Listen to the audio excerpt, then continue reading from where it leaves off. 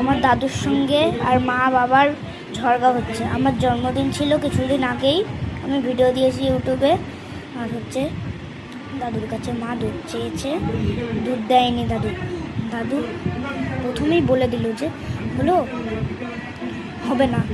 বিকেল সেটা বলতে পারতো যে হলো কি বলে বিকেলে দুধ দিব, বিকেলে দুয়াই তো দিতে পারতো, ওইটা দিত।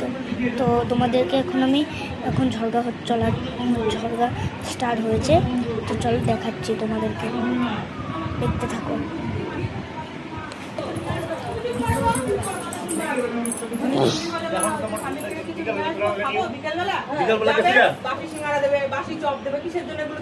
ও তো তোমার নিজের নাতনি, তাহলে ওরা নাই যখন ভালো দিন তাহলে বলো যে দেবো না, এখন বাস থাকলে দেয়ই না। ফালতু কথা বলো কেন? তোমার দাদা টাকা দেয়ই না, দেয় কি দেয় না জানি। আমার তো কোনো দেখা না দাদা চুপ করো, দেখা না থাকে তুমি যদি এটা দোকান দাও। এই যে তুমি এই কথাটা কি করে বলে তোমার বিকেলে দুধ নেওয়ার কথা কই নাই? কই নাই। আচ্ছা দুধ যখন আমি দোয়াই নিয়ে গেলাম তখন তুমি বললা না কেন যে বাবু দুধ রেখে দাও কেজি?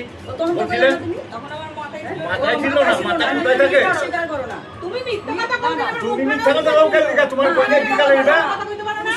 তোমার কই নাই বিকালে নিবা? তুমি ছিলে না, কথা বলবে না। তুমি মিথ্যা কথা বলে যা, তোমার খাটা পড়বে মাথায় খাটা পড়বে।